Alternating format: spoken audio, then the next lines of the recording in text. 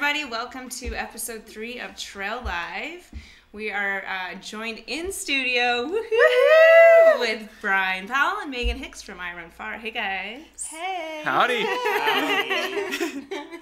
Hi there. We're doing this live. And this is JB. I'm JB. Benna. Nice to here see in you. studio in Reno. We're here. So, you guys, how are you post-Western States? Coming down from the high. It's a big weekend. Still feeling a little tired, you know. We ran our own little ultra marathon this weekend, so I have to recover from that. Yeah. Crooning you is hard work, by the way. Yeah, you gotta Congratulations. Yeah, thanks. Still had a lot of vomit to clean up. That's true, yes. And you had to stay out there a little longer than expected, too. A little bit. Yeah, I beat my time by an hour and only vomited 6 times, which Cameron, my camera guy, said if I would have vomited 12 times, I might have come in under 24 hours. So lighten the load. Next time, Lighten the load. possibly. Yeah, I think so. But yeah, I'm just happy to get it done. There was a minute there where I thought it was not going to happen. So. Well, congratulations, JB. Super congratulations. Yes. Yeah, thanks. Super stoked. Got to get one of those. Brian's got his little silver Silver. buckle there. I gotta get one of those. Maybe you can stand But you know, it's later. just a reason to come back. Because I was sitting there in the middle at Highway 49, and I was like, "This is a stupid sport," and everyone was like sitting there laughing at me, and I'm like, "I just got to get it done." Get it done. Well, today we are just going to chat about the exciting weekend and the results, and it just was an awesome race on both the women's and the men's field. Yeah. Amazing to I didn't watch. see any of it, but yeah, I heard it was good. Well, you got to hear stuff. Yeah. You probably got check-ins at all the aid stations along the way. Yeah. I got my one thing at Forest Hill. I heard Brett Rivers was in 9th place and heading to the finish, and That's all you needed to that hear. kept me going. Yeah, it did actually. So I was right. I told you guys. That's true. Dark horse top 10. Predicted it first. And actually, you had a good prediction too with Larissa. You said Larissa was going to be a dark horse too. So. Yeah, I mean, she had the numbers to back her journey, but it just depends on how it all comes together race day. It was really interesting to see her out there because neither of us had seen her at a race before. And just you see somebody with a really fast marathon time and who runs Mount Washington the week before Western States, and you think, you know, that maybe it's going to be a really intense, driven personality. I mean, she very well might be, but she's so much fun energy as well. That She was a goofball. Yeah. A total goofball. Like, come on, everybody, cheer for me. I'm getting here. Yeah, she's great to watch. Yeah. She's fun and super talented. Yeah. Second place on your first Western States is amazing. We will look forward to see what she can do. I think so too. Yeah. Well, so how did your guys' day go? I mean, take us through maybe, I don't know, Bryon, where were you at? I was Everywhere. at the start, not everywhere, but the start, Robinson Flat. Sort of things went out as expected. Yeah. Max off the front for the men, Emily Harrison off the front for the women, and then a huge pack behind both of them. Right. I then ended up going to Michigan Bluff. Okay.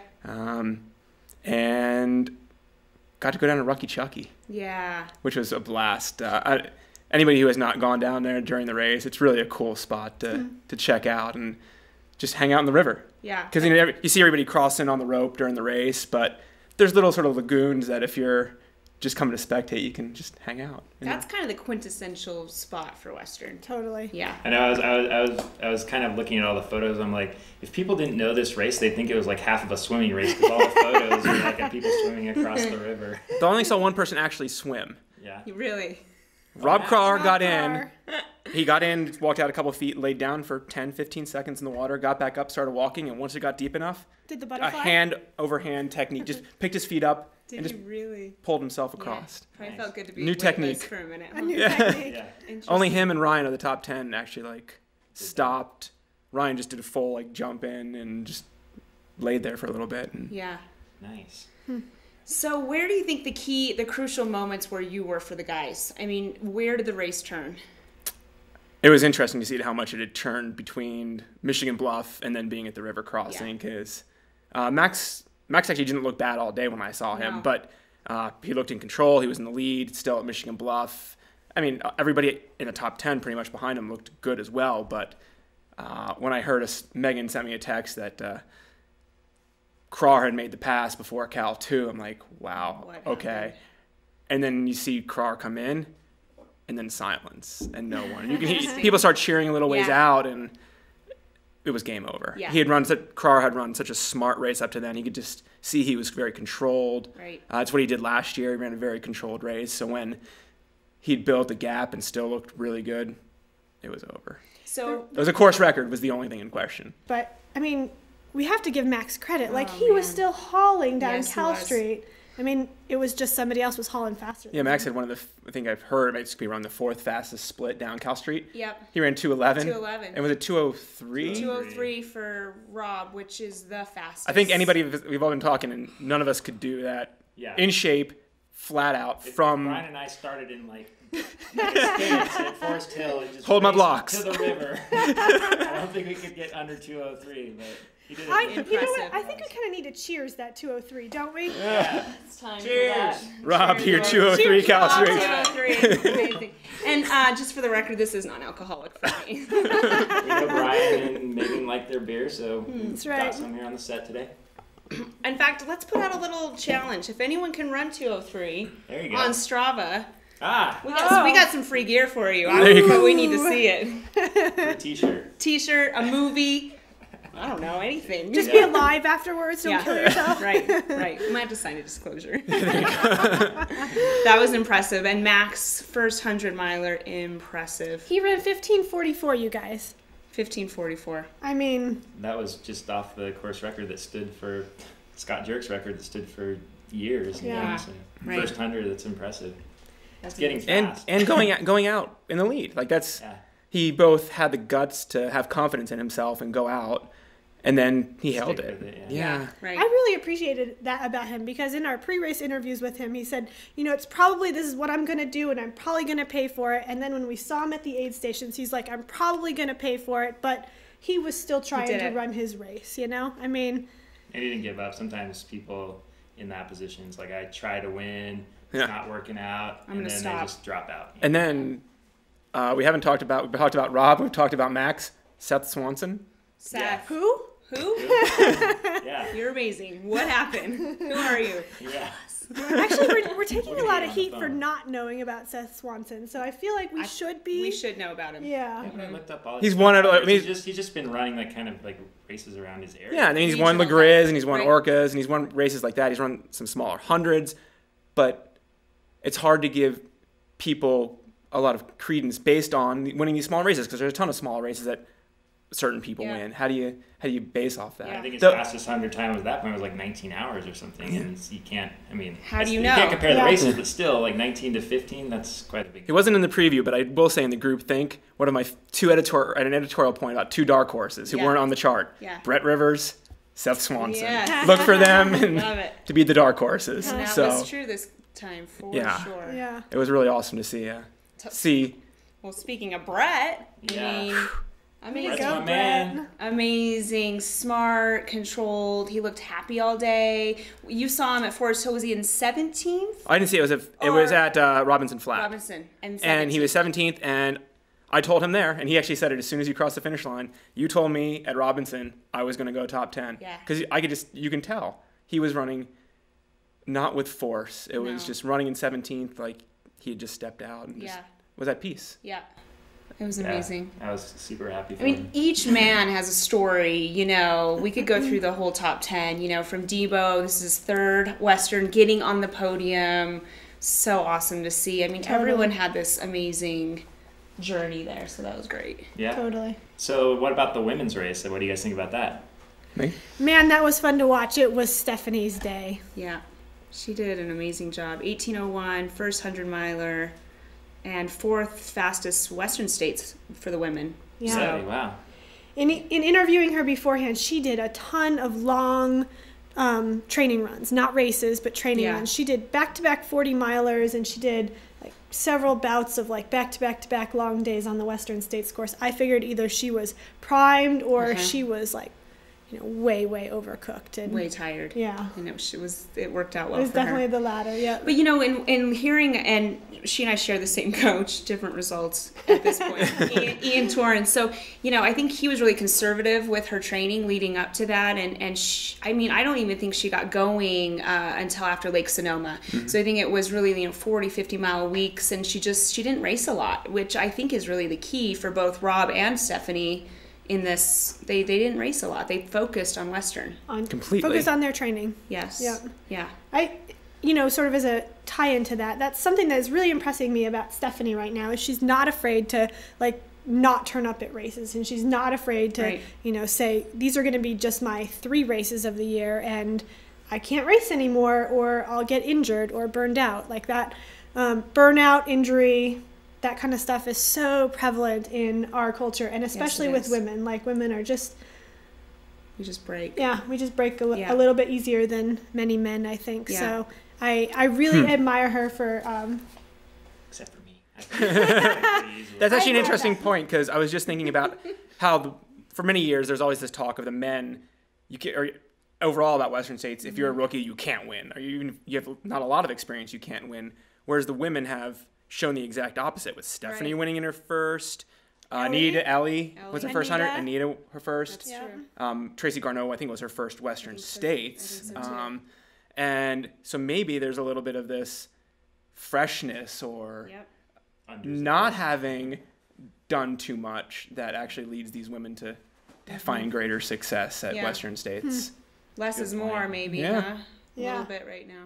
But then you have the Pams and Nikkis and Meghans who had what they, I don't want to put words in their mouths, but crappy days. Yeah. Not days that they were looking for. Right. And they're top 10 in great times. Again and again and again. Yeah. Pam Smith, 1910, on blown out legs from mile 40. Yeah. I mean, many of us would pay top dollar for 1910 at States. That'd be a great race. What can I pay? We're going to buy that. I'll take that. Yeah.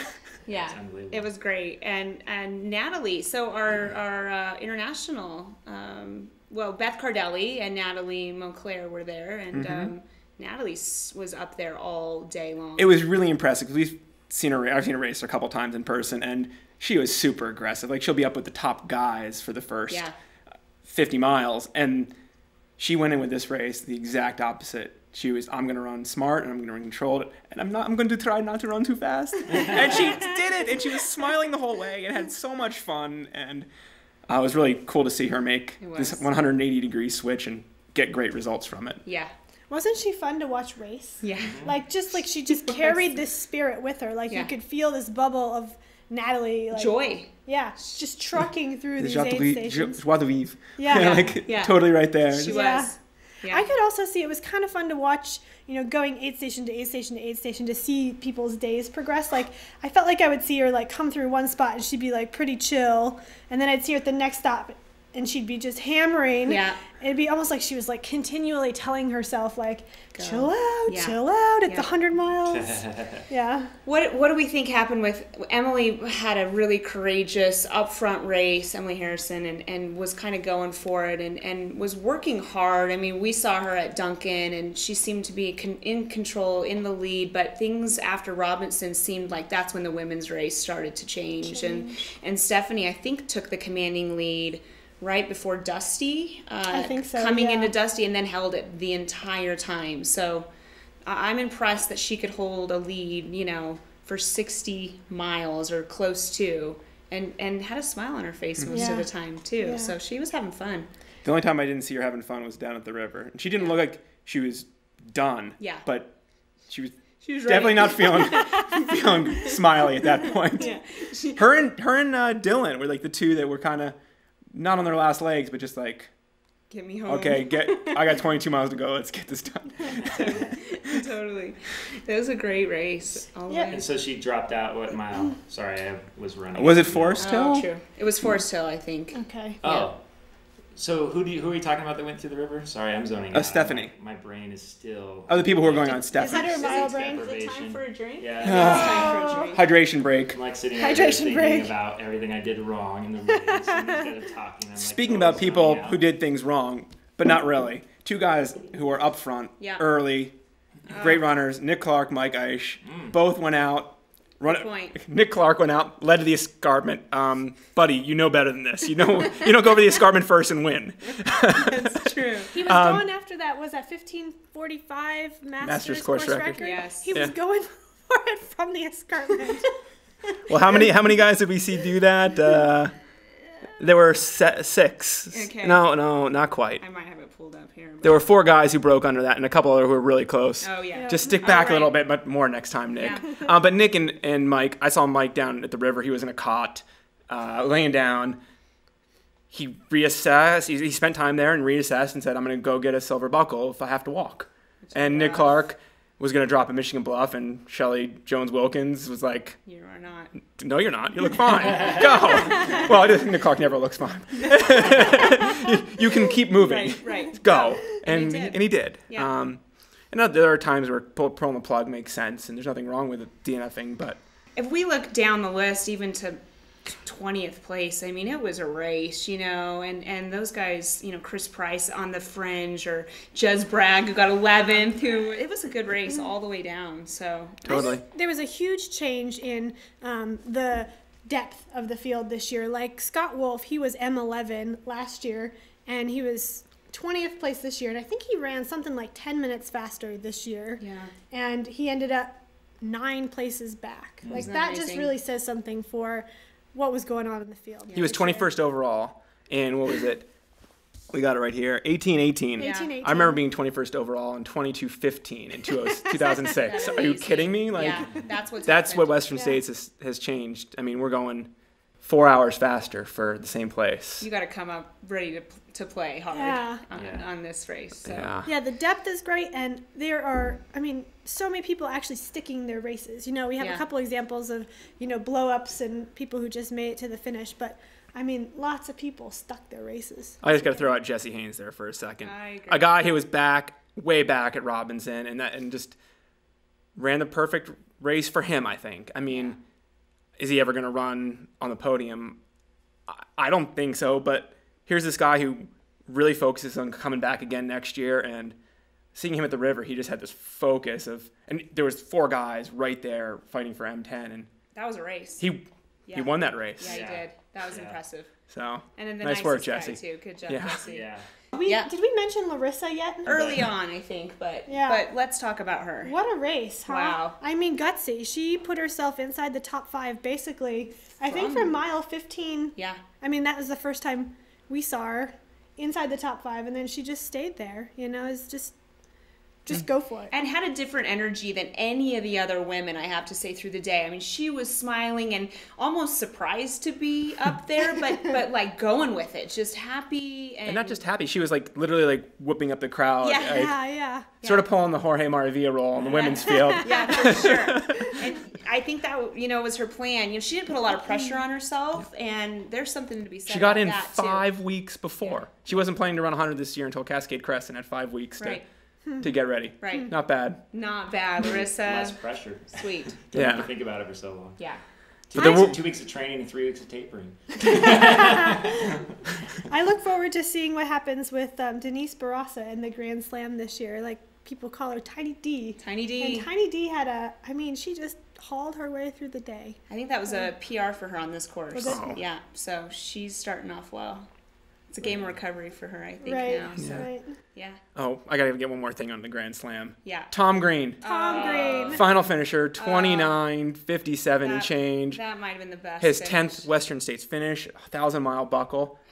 28 years after his Grand Slam, he's going for it again. The Grand Slam? Yes. Wow. That was amazing. 63 years old. He's amazing. Yeah. I can't believe those people that finish 2 minutes before the cutoff. I would be the guy that would finish 2 minutes after. Whenever I'm shooting for a goal, I'm 2 minutes after. I don't know. As a I can't say former, as a VHTRC runner, Tom Green. Tom Green. We applaud Cheers. you. Cheers. Cheers. So, how about just try to get maybe 5 minutes under the cutoff next race. Yeah. Vermont will be okay. Don't make us Leadville's going to be nervous. the big. Don't make us nervous, challenge. buddy. And I think Gordy made it to Forest Hill this year, which is amazing. Gordy, we salute Well done, you Gordy. Too. Yeah. what about Diana Fitzpatrick? Is that the oldest Yeah. female finisher this year. Mm-hmm. Yeah, that's right. Yeah. Was she a one-time or two-time winner of the Dipsy? she won the Dipsy this year? Yeah. That's right. So, The time, yeah. Amazing. Yeah. And no course records fell. No course records fell. No I bet course you I wonder what that's Timmy and some Emily. relief from the previous course record or the current course record holders, Tim and Ellie. Should we talk to them? Let's ask them what they think. Give him a call. Let's call I'm gonna Tim. call Tim right now and see what he's thinking. They have no idea. They don't know we're calling, so See if he'll hang on. answer it. Yeah. He might be on the side of a mountain. He could be at Grand Silverton. Swamps Yeah. right now.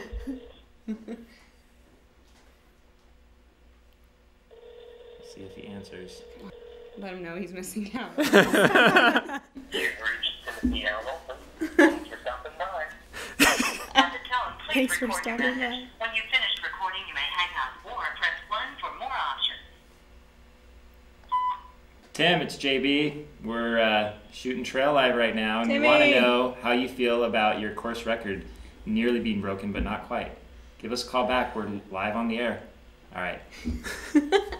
Darn. Darn it. We'll have to wait and see if anyone calls us back. But yeah, good race all around, and it was fun to watch from the course. I was just seeing everybody, and it was amazing. Just Were you seeing them as you were going by them, or were they going? I saw everybody at the start and at the awards ceremony.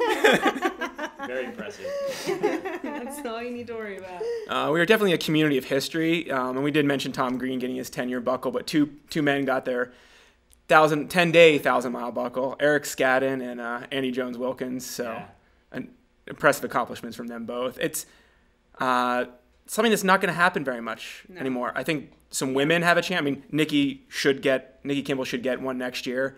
Meghan will get one in 2 years, hopefully. Yep. And maybe somebody like Pam Smith. Up to 5, yeah, isn't she? but I don't think many men have it. I mean, Ian Sharman could go for it if he keeps sticking in the top 10. Maybe He'll Dylan, go for it. but it's going to be a much rarer thing. I Yeah. think there's maybe 30-some 1,000-mile buckles right now, and that's going to peter out. It's like 300 win pitchers in the major leagues. You're not going to see many more of them. It's amazing.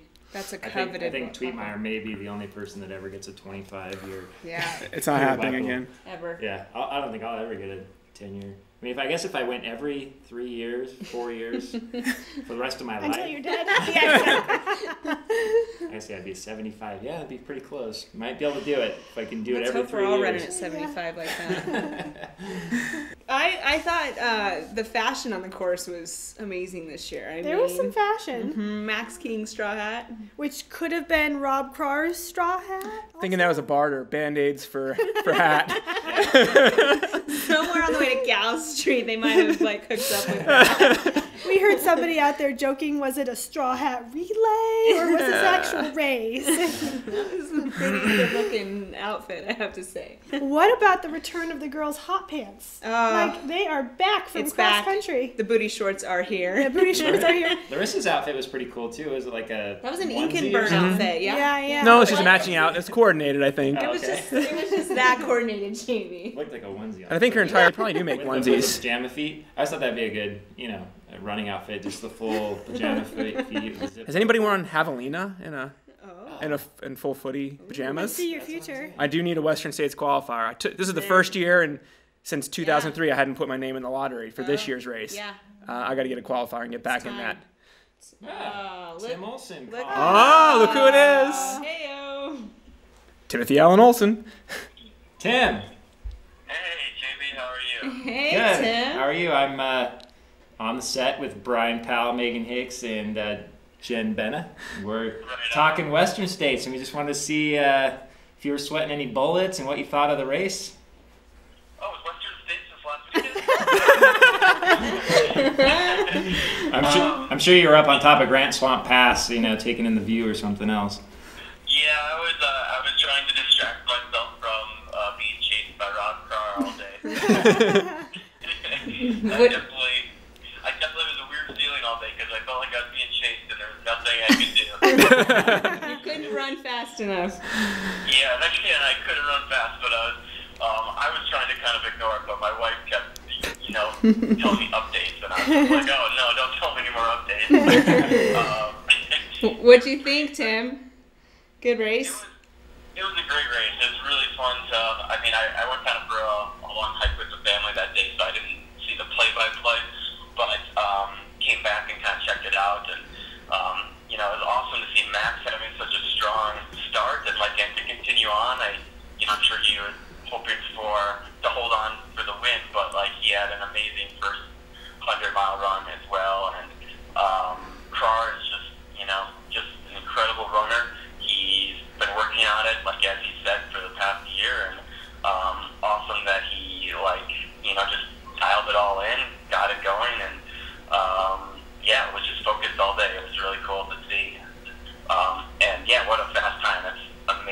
Yeah. Sounds like you had a good hike with your family and good weekend. So, I don't know. I guess we'll be seeing you in about a week or so out at Hard Rock. You ready? Yeah, I'm stoked. I just went for like a 9-hour run. Taper, buddy. So, but I'm finally tapering now. Yay! And I'm being nice and chill. Might go for a little run later today. What's a little run? 7 hours. Being in Silverton the last few days has just been awesome. How's the weather? And, yeah, the weather's been beautiful. The snow keeps melting. There's lots and lots of snow. So I'm sure we'll be playing around in that during Hard Rock. But, you know, just it makes it more epic. It's going to be a fun year. Nice. A lot of good runners. And, you know, I'm happy for, you know, everyone doing so well at Western State. Stephanie had an amazing run, too. It was really cool to follow. And fun to see my North Face teammates doing so well. And I guess I get to hold on to the record for one more year. But, you know, with the level of runners, I'm surprised it didn't go down this year. I really thought Rob was going to get it. And, you know, I held on to it for 1 year, so we'll see what happens next year. Well, there's a way to keep it maybe a little longer. Maybe you could come back next year and take another 10 minutes off that. Oh, gosh, yeah. I don't know what I did that year to do that kind of time, because, No pressure, Tim. Yeah, so I don't know if I can ever repeat that, but I'll definitely be back to Squaw and the Western States at some point to try to throw down another time. Perfect. Sweet. Awesome. Well, thanks, Tim, for calling, and we'll see you in about next a week. week. Yeah. No problem. It's been great watching the show. You guys are doing awesome, and looks like you're having lots of fun. So keep it up, and we'll all keep watching. Right All on. right, Thanks, Tim. Talk to you later. Bye. Yeah, take care. Bye. Awesome. I love Tim. And 2:14 for the record was his split. So 11 minutes. 11 minutes. So that's almost 30 seconds a mile. More than, yeah. Isn't that amazing? 16 miles, 11 minutes. Whew. And he There was, I think we looked at this mile splits, and there was at least 4 sub-7s. Rob Crowar in Cal Street. Yeah. He had won at mile 89. He had a 6:23. The descent down to Highway 49, right? Was a 6:23. Yeah. That's just sick. That from Highway 49 to the no hands. No. Coming, what was mile 89 on his Strava? Oh, so it was down actually down to. Down out of Brownsboro. Yeah. That's a steep descent too. It's not that. It's not a cruiser. Wow. Well, impressive all around. Amazing. Well, you guys. Yeah. One last cheers for the. Well done on To everyone who started. Yeah. To everyone who finished. Yeah. To everyone who wants to do it next year. That's right. 2014. We'll be back next year. We'll see you next year, and we'll see you guys next week. We'll be all at Hard Rock. So until next time. See you in Silverton. Keep your feet on the trail and your head in the sky, or whatever I said last time. So. I just make this stuff up as I go. TraiLive.